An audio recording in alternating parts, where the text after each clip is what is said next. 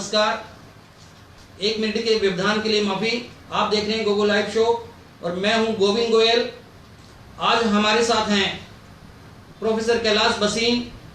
आप चिंतक हैं, विचारक हैं, खूब बढ़िया लिखते हैं, संघ के पदाधिकारी हैं और भी बहुत सारी खूबियां और रुचियां हैं। इनके साथ हम लोग बात करेंगे प्रोफेसर कैलाश बसीन से। स्वागत है कैलाश जी आपका हमारे गोगो लाइव शो में। धन्यवाद। थोड़ी आवाज आपको रखनी पड़ेगी। धन्यवाद। जिस प्रकार से आप जाने जाते हैं बुलंद आवाज के और विचारक और चिंतक, तो लगना चाहिए कि आज हमारे साथ एक ऐसी शख्सियत मौजूद है जिसकी अपनी पहचान है। जरूर लगेगा।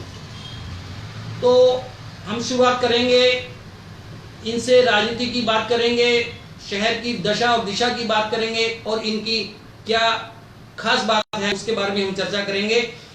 तो सुमित जैन, माधवी चितलांगिया, बड़ी संख्या में लोग हमसे जुड़े हैं, उनका स्वागत है। मैं पहले प्रश्न प्रोफेसर साहब से पूछता हूं, श्री गंगानगर शहर की स्थिति पर आपकी कोई टिप्पणी? किस विषय को लेकर? जो आप चाहें, आप चाहे विकास के मामले में ले लें, चाहे हालात के मामले में ले लीजिए, जो आपको लगता है, जो आपको फीलिंग है, एज ए कॉमन मैन आपको फीलिंग है, प्रोफेसर के नाते फीलिंग है कि क्या टिप्पणी आप कर सकते हैं? श्री गंगानगर राजस्थान के सुंदर शहरों में से है जी, लेकिन मेरा बचपन यहाँ बीता है, इसलिए मुझे बचपन से आज तक की सारी स्थिति ध्यान में है। इतना सुंदर शहर होने के बावजूद भी यहाँ जितनी व्यवस्थाएं रही, वो बीच में कोई 2-3 साल छोड़कर, संभवतः 62-63 में जब यहाँ पर प्रताप सिंह प्रशासक थे जी, उस समय को छोड़कर शेष समय में कोई बहुत बढ़िया नगर की स्थिति रही। सब प्रकार से स्वास्थ्य, अतिक्रमण, जो भी विषय नगर के हो सकते हैं, मैंने जैसे प्रारंभ में कहा कि बहुत सुंदर नगर है, लेकिन इसकी सुंदरता को बनाए रखने के लिए जो प्रयास सतत होने चाहिए थे, वो नहीं। किस रूप में नहीं हुए? पॉलिटिकल नहीं हुए, ब्यूरोक्रेसी के नहीं हुए? ब्यूरोक्रेसी और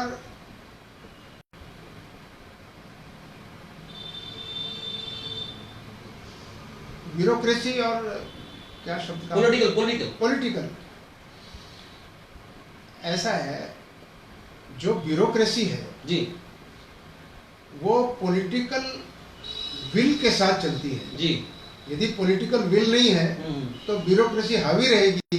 ये सारी देश का ही ऐसा अनुभव है, जहाँ पर पॉलिटिकल विल है, पॉलिटिकल लोगों की कमी। आपने कहा भी सुंदर शहर है, लेकिन ये व्यवस्था में कमी रही, तो कमी किसकी ओर से रही? पॉलिटिकल ठीक से नहीं कर पाया या ब्यूरोक्रेसी को नहीं पाई? पॉलिटिकल लोग ब्यूरोक्रेसी को ठीक से नियंत्रित करके काम नहीं कर पाए। मतलब कहने का मतलब है कि पॉलिटिकल लोगों का ब्यूरोक्रेसी पे नियंत्रण नहीं रहा। तो कितना बड़ी बात हम लोग कह रहे हैं कि पॉलिटिकल लोगों का ब्यूरोक्रेसी पे नियंत्रण नहीं रहा। ये कब से नहीं है, आप कब से समझ रहे हैं? ऐसा है कि मैं इसी शहर में मेरा बचपन बीता, जवानी बीती जी। मैं यहाँ सन 71 में यहाँ से चला गया था। मैं 32 वर्ष हरियाणा में रहा, इसलिए उस समय के बीच की क्या स्थिति रही इसको मैं तो 5 साल की कर लें बात अपने। हाँ, 5 साल की। मैं 2003 में आ गया था। तो 5 साल में आपको, चलो 15 सालों में क्या लगा? 15 साल में मुझे ये लगा जी कि जो यहाँ का पॉलिटिकल ढांचा है वो इतना जानदार नहीं है कि वो ब्यूरोक्रेसी को नकेल डालकर उससे कुछ काम कर। बस हम आगे बढ़ेंगे, लेकिन बड़ी संख्या में लोग जुड़े हैं। क्रांति चुक सही कह रहे हैं, क्रांति चुक देख रहे हैं। डॉक्टर कविता चौधरी बीएड कॉलेज की principal, Prem Kumar Goyal, Rajendra Soni PCC member, Prem Kumar Goyal देख रहे हैं हमें बहुत दूर से, राजेंद्र सोनी, राधेश्याम कथूरिया हमें देख रहे हैं। क्रांति चुक प्रणाम गुरु जी बोल रहे हैं। डीसी बत्रा कह रहे हैं गुड इवनिंग। बसीन जी एंड गोयल जी, क्रांति चुक ज्वाइन। सुनील अग्रवाल देख रहे हैं। सत्य प्रकाश खेमका देख रहे हैं। नवजोत सिंह चहल कह रहे हैं कि अब कुछ संख्या विरोधी संगठन आरएसएस। पवन जैन चौधरी बदमपुर देख रहे हैं। महावीर सिंह ग्रेवाल देख रहे हैं। जेएम कामरा कांग्रेस लीडर हैं, वो देख रहे हैं। पवन अग्रवाल हमसे ज्वाइन जुड़े हैं। राजेंद्र कुमार गोयल जो नमस्कार बोल रहे हैं। नवजीत सिंह चहल, विकास बजाज, दीनानाथ चलाना चरण स्पर्श कर रहे हैं। बसीन जी आपको। सोम भाटिया जुड़े हमसे। आशीष मोंगा कह रहे हैं नमस्कार गोयल जी, और आपको भी नमस्कार कर रहे हैं। सोनी है, दीना जीएम कामरा, भारत प्रसाद गुप्ता एएसआई हैं, इन सभी का स्वागत है। आपसे निवेदन क्या प्रश्न करिए। बात हम कर रहे थे पॉलिटिकल सिस्टम की, अब हम बात करेंगे श्री गंगानगर की राजनीति की दशा और क्या आपकी नजर में करिए। बस बताइए क्या दिशा।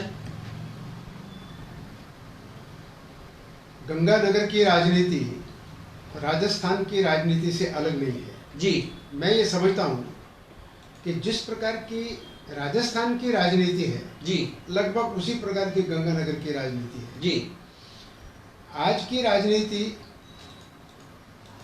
जो पुरानी राजनीति हम लोगों ने देखी उससे बिल्कुल बदल कर है। कम शब्दों में बात करें तो क्या हो गया? राजनीति में जो नैतिक मूल्य थे कभी वो नैतिक मूल्य समाप्त हो गए। नैतिक मूल्य समाप्त हो जाने से कई प्रकार की समस्याएं खड़ी हो गई। अब जैसे एक बात मैं कहना चाहता हूँ कि कोई भी पार्टी जो सत्ता में है जी, उसका जो विरोध करने वाला है वो उसका शत्रु नहीं है, विरोधी है। आज सारे देश में जो राजनीति चल रही है उसमें ये लगता है कि जो सत्ता का विरोधी है वो उसका शत्रु है, आलोचना कर रहा है वो शत्रु मान लिया, शत्रु मान लिया। नहीं, वो अपने आप को शत्रु समझ कर ही आलोचना करता है। हाँ। कि ये मेरा शत्रु है, ये उधर से भी शत्रु मान लिया जाता है। तो कुल मिलाकर के एक जो नैतिक मानदंड राजनीति में कहीं रहे, हाँ कभी रहे, आज नहीं है। आज नहीं है। उसके कारण से बहुत सारी विकृतियां राजनीति में पैदा हुई हैं और वो केवल गंगानगर का प्रश्न नहीं है, सभी सारे राजस्थान का ही प्रश्न है। डॉक्टर कविता चौधरी अंकल जी प्रणाम कर रहे हैं आपको। प्रेमचंद भाटिया कह रहे हैं इस लाइन में जुड़ना चाहता हूं और आपसे कुछ जो सवाल पूछना चाहता हूं शहर के संबंध में आपसे राय लेना भी चाहूंगा कि आपकी सोच और हमारे केदार जी से नेता से लेकर राजस्थान जी की सोच के आने में कितना फायदा कितना नुकसान लोगों ने दिया इसके बारे में आपसे बात करूंगा। आप मेरे को लाभ में जोड़े। बिल्कुल प्रेम जी आपसे बात करेंगे हम लोग, आप प्रश्न करना चाहें तो करिए। राजेंद्र सारडीवाल हमसे जुड़े हैं। विकास बजाज कह रहे हैं कैलाश जी नमस्कार, क्या भारत में इंसानी जान की कीमत गाय सांड से सस्ती है? ये आप किस संदर्भ में बात कर रहे हैं ये मुझे नहीं समझ में आया कि गाय और सांड की क्या बात कर रहे हैं। मयंक अग्रवाल दोनों को प्रणाम कर रहे हैं। विजय सिंह बेनीवाल देख रहे हैं, शुक्रिया। शशि बाला गर्ग जागरण कॉलोनी से हमसे जुड़े हैं, शुक्रिया। केवल कृष्ण राजेंद्र जोशी जी कह रहे हैं बसिन जी भाई साहब को कहें कि मेडिकल कॉलेज की सरकार पर दबाव डालें। मैं इस संबंध में अपने बारे में एक बात स्पष्ट कर देना चाहता हूँ जी। जैसा गोविंद जी ने कहा, मैं राष्ट्रीय स्वयंसेवक संघ का कार्यकर्ता हूँ जी। संघ व्यक्ति निर्माण का काम करता है और निर्मित व्यक्ति समाज क्षेत्र के अलग अलग क्षेत्रों में जाकर के काम करते हैं। तो ये मोटे तौर पर जो मेडिकल कॉलेज का काम है जी, ये राजनीतिक क्षेत्र के लोगों का काम है। तो वो इस दिशा में जो भी उनको ठीक लगता है वो कर रहे होंगे।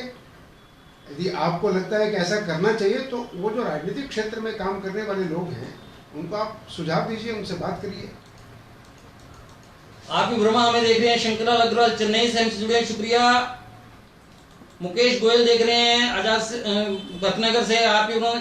सुरेंद्र भांबू हमें देख रहे हैं, शुक्रिया। लायन सुरेंद्र सिंगला हमें देख रहे हैं। नवीन प्रताप सिंह राठौड़ करें प्रणाम जी, क्या राजस्थान की राजनीति कहीं न कहीं यूपी की तरह बाहुबल की तरफ बढ़ रही है और राजनीतिक विचारधारा की तरफ? ऐसा नहीं है। राजस्थान की राजनीति उत्तर प्रदेश की तरह की राजनीति नहीं हो सकती। यहाँ अभी भी बहुत कुछ बचा है। यहाँ का जो सामान्य व्यक्ति है उसकी सोच उत्तर प्रदेश के व्यक्ति की तरह नहीं हो सकती, ऐसा मुझे लगता है। जी। दीना न चलाना कह रहे हैं कैलाश जी, श्री गंगानगर की राजनीति का स्तर गिर चुका है। इन हालात में आपकी भूमिका मौन दर्शक के रूप में नहीं होनी चाहिए। जैसा मैंने पहले कहा, मेरे जिम्मे एक काम है जी। राष्ट्रीय स्वयंसेवक संघ का काम है व्यक्ति निर्माण करना जी। मैं उस काम में लगा हुआ हूँ और निर्मित व्यक्ति समाज के विभिन्न क्षेत्रों में जो संघ के लोग लगे हुए हैं वो लोग उस क्षेत्र में दायित्व लेकर काम करते हैं और उनको काम करना चाहिए। ये हमारी इच्छा है। अब उसमें कहीं कमी है तो उसको देखेंगे। चलाना जी की बात को मैं आगे बढ़ाता हूँ। मेरे पास खुद का प्रश्न है। आप जैसे जागरूक चिंतक विचारक किसी मुद्दे पर कभी कोई प्रतिक्रिया व्यक्त नहीं करते, कोई खास वजह? ये अपना क्षेत्र नहीं है जी। ये राजनीति, किसान नीति, मजदूर संघ, विद्यार्थियों का काम, ये सब अलग अलग प्रकार के काम हैं। लेकिन तो उस क्षेत्र में जो काम करने वाले लोग हैं वो उस पर अपनी प्रतिक्रिया व्यक्त करते हैं। नहीं तो एक जो आम नागरिक है वो भी चाहता भी तो है, ऐसे विचारक चिंतक जो हैं आगे आगे की बात करें। आम नागरिक, मैं आम नागरिक भी हूँ, जी। मैं संघ का कार्यकर्ता भी हूँ। जी। तो संघ का जो मेरे पास दायित्व है, तो मैं संघ के दायित्व के अनुसार काम करता हूँ। और मेरा मानना भी ये है कि समाज की सब समस्याओं का हल अच्छे व्यक्तियों के निर्माण में है। यदि अच्छे व्यक्ति निर्मित नहीं होंगे जी। तो समाज की किसी समस्या का हल नहीं होगा। आप प्रोफेसर गणेशी लाल के साथ संघ में रहे, खूब लंबा टाइम आपने दिया हरियाणा में। गणेशी लाल जी तो आज उड़ीसा के राज्यपाल हैं और आप यहाँ बैठे हैं मेरे छोटे से शो में। ऐसा है, वो राजनीति में थे जी। तो वो राजनीति में जो व्यक्ति हैं उनको अनेक प्रकार के पद मिलते ही रहते हैं। मैं प्रारंभ से लेकर अभी आज तक मैं राष्ट्रीय स्वयंसेवक संघ का कार्यकर्ता हूँ और उसी का दायित्व लेकर उसको निर्वहन कर रहा हूँ। आगे चलेंगे हम लोग। विक्रम सुधार हमें देख रहे हैं, गोविंद जोशी देख रहे हैं, सुरेश बिश्नोई देख रहे हैं, गुरविंदर प्रधान हमें देख रहे हैं, राजेंद्र साड़ीवाल कह रहे हैं कैलाश जी ऐसा क्या कारण है कि सबसे ज्यादा प्रोडक्शन देता है वह रेवेन्यू भी देता है, फिर भी हम इतने क्यों पिछड़े हुए हैं? कोई नेता ध्यान क्यों नहीं देते हैं? आप क्या फीडबैक देते हैं? मेरे को लगता है ये कह रहे हैं रेवेन्यू गंगानगर ज्यादा देता है लेकिन हम पिछड़े हुए हैं। ठीक है, ये विषय जिनसे हाँ। संबंधित है उनसे बात करनी चाहिए। गोविंद प्रधान में देख रहे हैं, राम कुमार रेवाड़, राम गोयल कह रहे हैं, विश्वास गोदारा देख रहे हैं, अनिल भाटिया देख रहे हैं। काफी संख्या में प्रश्न है, मेरे प्रश्न रह जाएंगे, मैं आगे बढ़ता हूँ। आपके नजरिए से हम लोग बात करें तो गंगानगर में पॉलिटिकल सिस्टम में कौन सी पार्टी आगे चल रही है? बीजेपी, कांग्रेस या जमींदार? आज की हम बात करें। वैसे ये मेरा विषय नहीं है, लेकिन आम नागरिक वोटर हैं आप। एक नागरिक के नाते, हाँ। वोटर के नाते जी मैं इस समय ये समझता हूँ जी। कि गंगानगर की सारी राजनीति गड़मगड़ है। अच्छा। कौन आगे चल रहा है, कौन पीछे चल रहा है, ये कोई समझ में ही नहीं आता। समझ में आया। यहाँ की राजनीति ना समझ हो गई। ना समझ है, बिल्कुल बिल्कुल समझ। प्रेम जी आपके छोटे छोटे आप प्रश्न करिए हमसे, बड़े प्रश्न हम ले नहीं पाएंगे यहाँ पे, ताकि हम लोग आसानी से बहुत ज्यादा लंबा पढ़ नहीं पाएंगे। आशीष मोंगा कह रहे हैं गंगानगर के नेताओं की प्रभावहीन राजनीति के कारण लोग उदासीन हो गए हैं, या यूं कहें कि हमें हर बात सहने की आदत बन गई है। क्रांति तू कह रहे हैं गुरुजी एक बात कहा करते हैं, जैसी पत्रकारिता आप कर रहे हैं या अन्य अखबार कर रहे हैं, समाचार में समाचार न होकर नाम अधिक छपते हैं जैसे आप पढ़कर सुना रहे हैं। क्रांति चुग नाम तो मैं भी आपका भी बार बार ले रहा हूं, लेकिन अगर मैं इनके नाम नहीं लूंगा तो इनको देखिएगा कौन इसको। महेंद्र घिंटाला देख रहे हैं, मोनू बजाज, रोहित बंसल, कैलाश बशीन, आपके आईडी से भी देखा जा रहा है प्रोग्राम। वाह, जय हो। अमृतपाल सिंह संधू, प्रेमचंद भाटिया, जगदीश सिंह। आगे चलते हैं हम लोग। आप एमएलए होते तो आपकी प्राथमिकता क्या होती? ये बड़ा काल्पनिक प्रश्न है। मैं ऐसा सोचता ही नहीं कि मैं एमएलए होता। नहीं, वो तो आगे मैं सुझाऊंगा ना आपको। अभी इसका कोई सोचने का प्रश्न ही नहीं है। जब मैंने जीवन में जी एक लाइन ऐसी पकड़ ली है जी कि जिसका इससे कोई दूर तक का कोई संबंध नहीं है, इसलिए इस काल्पनिक प्रश्न का चलो आपको एक कल्पना करते हैं कि आप एमएलए होते तो क्या करते हैं, क्या प्राथमिकता होती है? नहीं, आप ये कल्पना क्यों करवाना चाहते हैं? मैं इसलिए करवाना चाहता हूँ कि मैं चाहता हूँ कि इस प्रकार के एक लेख लिखा जाए। समझ लो कि आपको एक लेख लिख मिला कि आप एमएलए होते तो प्राथमिकता क्या होती? ये इस देश में जी सब कुछ समाप्त नहीं हुआ है। बहुत सारे ऐसे एमएलए हैं जी जिन्होंने जिस प्रकार से काम किया उनको देखा जा सकता है, उनको समझा जा सकता है। और आप तो पत्रकार हैं, तो सब लोगों को जानते हैं, तो ऐसे कुछ आदर्श विधायक आप लोगों के सामने लाएं कि उन्होंने किस प्रकार से काम किया। एक दो नाम बताइए ताकि मैं लाने की कोशिश करूंगा उनको, आदर्श विधायक की। अब राजस्थान में,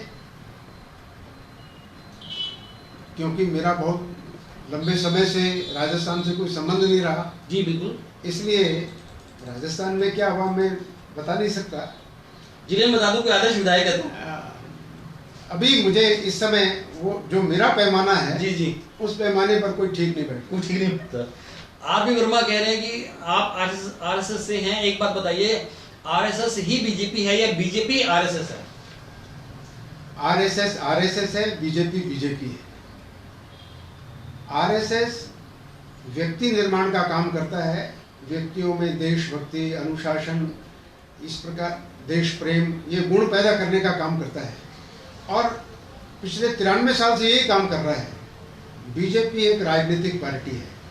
ये सच है कि उस राजनीतिक पार्टी में संघ के कुछ स्वयंसेवक काम करते हैं, लेकिन मैं यहाँ स्पष्ट करना चाहता हूँ कि संघ का कोई विंग नहीं है, कोई राजनीतिक विंग, कोई मजदूर विंग, कोई किसान विंग, ऐसा कुछ नहीं है। संघ के विंग हैं, संघ के स्वयंसेवक।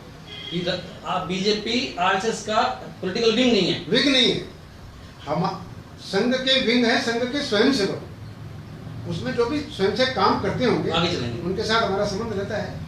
रामकुमार पन्नू हमें देख रहे हैं, दिनेश झूम, बजरंग मोदी, मंगल सिंह, लोकेश गर्ग, भंवर पूकना, रामकुमार पन्नू। हम आगे बढ़ते हैं। बीजेपी की टिकट के दावेदारों में आपका नाम भी शामिल होता है, इसमें कितनी सच्चाई है? मुझे जानकारी नहीं है इसकी, आप जानकारी दे रहे हैं जी। अच्छा है, आपको ये जानकारी है। अक्सर सुनने में आता है कि क्लास मशीन पर भी दाव लगाया जा सकता है। नहीं नहीं, ऐसा कुछ नहीं है। ऐसा है जी कि संघ के काम करने का एक तरीका है। जी, मैं संघ का समर्पित स्वयंसेवक हूँ। ठीक है। संघ मेरे लिए, मुझे क्या करना है ये संघ तय करेगा। कौन, कोई व्यक्ति, ये लोग थोड़ी तय करेंगे कि मुझे क्या करना है। मेरा सारा जीवन संघ में बीत गया तो संघ तय करेगा कि मुझे क्या करना है। संघ ये कहता है कि आपको चुनाव लड़ना है, संघ कहेगा तो मैं लड़ लूंगा चुनाव, क्या बात। संघ ये कहेगा कि बीजेपी की टिकट पर चुनाव लड़ना है, संघ कहेगा तो करना पड़ेगा सब काम। लेकिन संघ कहेगा इसका कोई प्रश्न ही पैदा नहीं होता। नहीं, ये हाइपोथेटिकल नहीं है, प्रश्न पैदा नहीं होता। इसका कोई प्रश्न पैदा नहीं होता, क्योंकि मैं संघ में एक बहुत जिम्मेदार पद पर हूँ। मैं जानता हूँ संघ का काम कैसा चलता है, कैसे चल रहा है, ये मैं जानता हूँ। तो ये तो चर्चाएं क्यों है फिर ये? अब चर्चाएं आप जैसे विद्वान लोग चर्चाएं करते हैं। मैंने तो कभी नहीं किया आज तक, पहली बार कर रहा हूँ। करते हैं लोग चर्चा, कोई उसमें उसके पीछे कुछ तो होगा, चिंगारी तभी होती है, कुछ बात हो। कोई दम नहीं है। बात यह कि संघ के काम में मैं लगा हुआ हूँ जी। संघ का एक तरीका है और उस तरीके के अनुसार संघ काम करता है।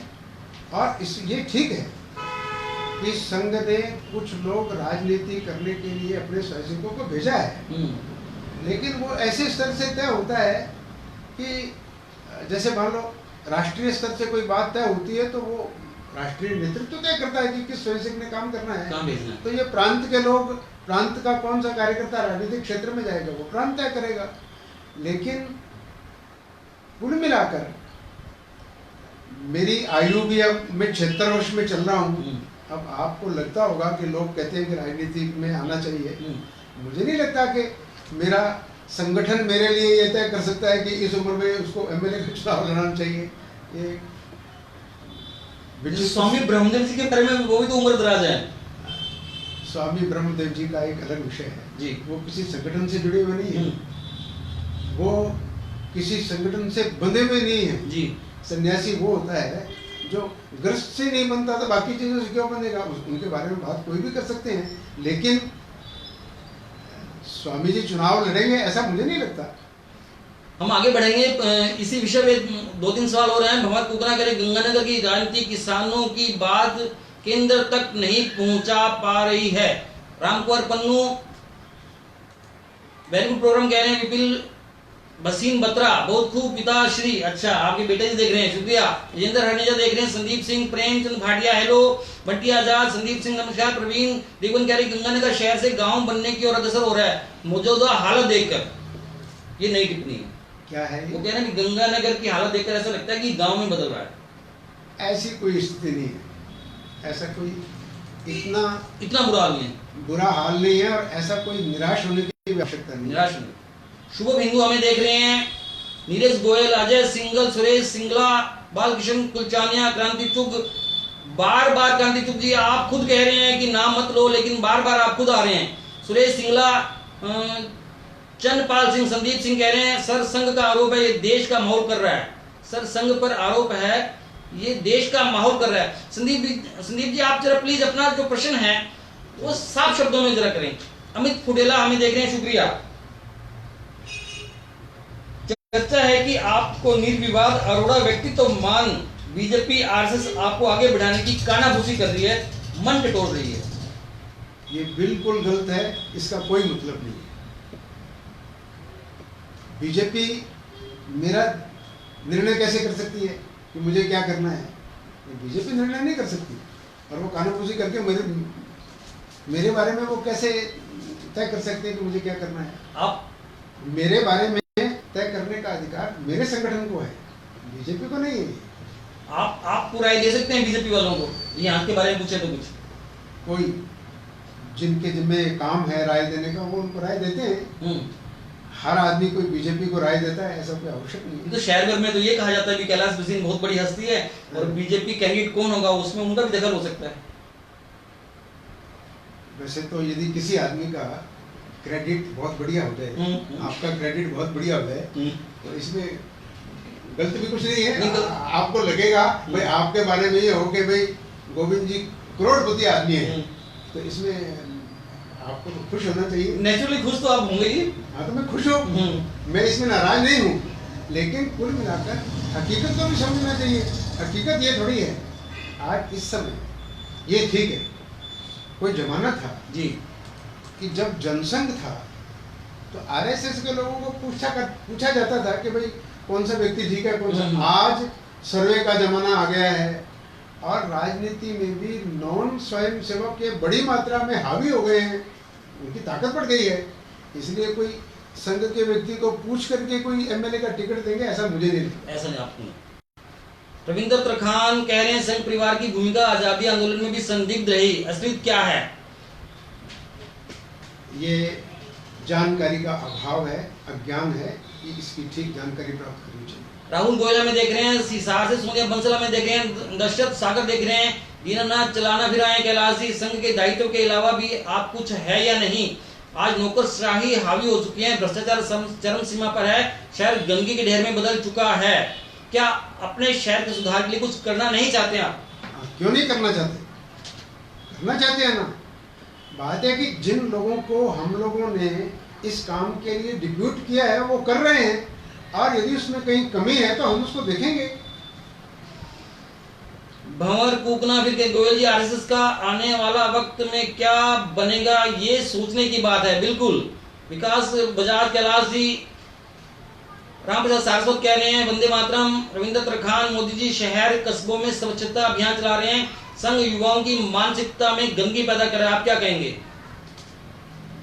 इस समय जी मैं केवल इतना कहना चाहता हूँ कि 3 युवा 2 विदेश की नौकरी छोड़ करके आए हैं, एक यहाँ पर अच्छी नौकरी छोड़कर आए हैं, 3 युवा अभी संघ के प्रचारक बने हैं।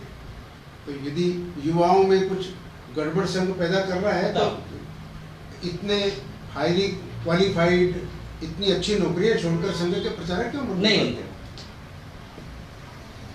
वैसे तो हालांकि ये प्रश्न हो चुका है। संदीप सिंह कह रहे हैं सर संघ पर आरोप लगते रहते हैं कि ये देश का माहौल खराब करते हैं, स्पष्ट कीजिए। अब जो लोग ये आरोप लगाते हैं उनको जानकारी होगी, लेकिन कुल मिलाकर संघ ने देश में इस प्रकार का वायुमंडल पैदा किया है, जाति विहीन समाज की रचना में संघ की बहुत बड़ी भूमिका है।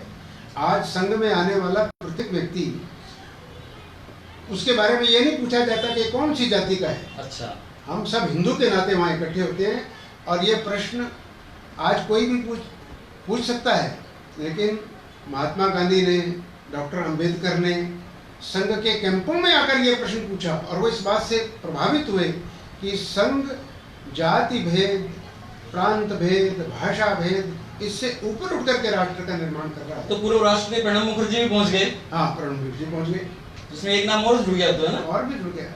सतवीर भोजिया में देख रहे हैं, कुणाल बंसला में देख रहे हैं, शुक्रिया सतीश शर्मा, विजय कुमार स्वामी, विनय कुमार स्वामी, इकबाल बराड़, सनी नागपाल, पार्स मिड्डा, कमला बिश्नोई, पार्षद श्याम सुंदर जवर, धर्मवीर सहारण, कुणाल बंसल, रविंद्र त्रिखान जी, मुझे लगता है कि ये केवल एक बात पे हम लोग नहीं रह सकते यहाँ पे। हर भगवान बराड़, हरिकृष्ण जटवाल, प्रेम भाटिया जी आपका प्रश्न स्पष्ट कर रहे हैं, बहुत लंबा प्रश्न है आपका। अभय सरदाना कह रहे हैं ये एक ऐसा मंच है, आप शब्द बोलना अच्छी बात नहीं है, बहुत बड़ी सिंपल सोबर पर्सनालिटी आपकी सामने इंट्रो के लिए आई है। वो कोई किसी ने कुछ आगे लिखा हुआ तो कह रहे भी आप सभ्य शब्द इस्तेमाल करें। कुणाल जसूजा, नानू आप छा गए। किसने कहा? नानू आप छा गए, कुणाल जसूजा आपका दोस्त है। शरद अरोड़ा देख रहे हैं, शुक्रिया। वेद प्रकाश ठंडी शर्मा, अभय सदाना, बसीन साहब is a very gentleman personality. आपका शुक्रिया। प्रेम भाटिया जी हेलो बोल रहे हैं बार बार। टिकट बंटवारे सिलेक्शन में आरएसएस का कितना रोल रहता है, कितना दखल रहता है? कभी रहता होगा जी। इस समय टिकट बंटवारे में आरएसएस का कोई रोल रहेगा इसकी मुझे कोई जानकारी नहीं। मैंने जानकारी नहीं पूछी। हाँ। आप बहुत बड़े पदाधिकारी हैं। दखल रहता है कि नहीं रहता है? इस समय कोई दखल रहेगा कि नहीं रहेगा इसकी मुझे कोई जानकारी नहीं है। अभी जानकारी नहीं हाँ, है। अभी कोई जानकारी नहीं है। हो भी सकती और नहीं। मोटे तौर पर संघ का कोई दखल रहेगा ऐसा मुझे नहीं लगता। क्रांति चुग एक बार फिर आपका नाम लेना पड़ रहा है। जिस बात के लिए आप ऐतराज कर रहे हैं वही मुझे सुनाना पड़ रहा है बार बार। चारू बशीन कालरा, हमें अपने पिताजी पर गर्व है। बच्चे आपका देख रहे हैं कितने इंटरेस्ट से। क्या बात है। वेद प्रकाश ठंडी शर्मा, प्रेमचंद भाटिया हेलो बार बार। एक किस्मत का नाम मैं इतना कुछ कर पाता हूँ कि बार बार मेरे सामने आता है, मैं नाम पढ़ता चला जाता हूँ फोटो में, लेकिन मुझे एक से ज्यादा बार नाम पढ़ने नहीं चाहिए। मैं एक अंतिम प्रश्न करूंगा और उसके बाद इनकी एक अलग क्वालिटी है गीत सुनाने की, हम उस पर आएंगे। ये तो आपने बता दिया शहर में ब्यूरोक्रेसी हावी है, ये भी आपने बता दिया कि पॉलिटिकल सिस्टम ठीक है। तो आप इन सब बातों से महसूस क्या करते हैं? कोई मन आपको कुछ चोटता नहीं कि मुझे आगे आना चाहिए? ऐसा है, आगे आना इसके तरीके हैं। जी। मेरा मन दुखी है, परेशान है, तो राजनीतिक क्षेत्र में जो लोग हम लोगों ने भेजे हैं काम करने के लिए उनसे बात करते हैं। अब उनकी क्षमता क्या है, वो कितना कर पाते हैं, ये हम उन पर छोड़ना पड़ेगा। लेकिन परेशानी है, मन दुखी भी होता है। तो अब दुख कहने का हमारा एक तरीका है। जो लोग राजनीतिक क्षेत्र में भेजे गए हैं उनको अपना दुख बताते हैं, ऊपर तक भी बताते हैं, नीचे तक भी बताते हैं। अब जितना भी उसका असर होता है होगा। और उसका तो गंगानगर की हालत बताए क्या? गंगानगर की हालत की जब चर्चा कहीं होती है संघ में सामान्य तो इस प्रकार की चर्चा नहीं होती, लेकिन होती है उसकी जानकारी देते हैं। अब ये बातें सारी संघ में सार्वजनिक नहीं होती और इसकी आवश्यकता भी नहीं है। हर संगठन की अपनी मर्यादाएं, हाँ। अपने नियम कानून कायदे हैं। हमारे भी समय की मर्यादा है। 9:29 हो चुके हैं, 1 मिनट हम लेट थे। और अब बशीन जी को हम समय देते हैं, हमारा नियम है कि ओपन समय देते हैं, लेकिन ये कुछ पंक्तियां जो हैं गीत की सुनाना चाहेंगे। कैलाश बसीन जी को हम लोग दे रहे हैं पूरा समय। कैलाश जी आपका स्वागत है, बताइए क्या कहना चाहते हैं गीत के माध्यम से।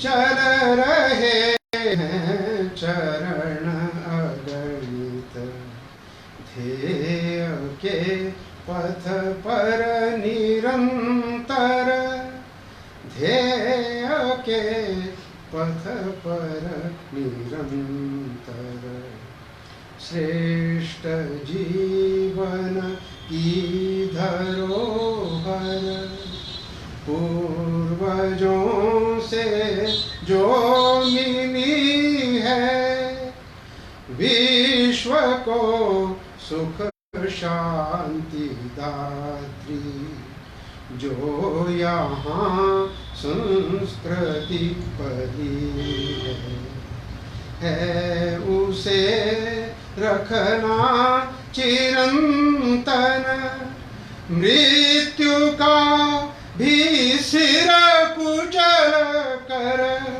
चल रहे हैं चरण अगणित, ध्येय के पथ पर निरंतर।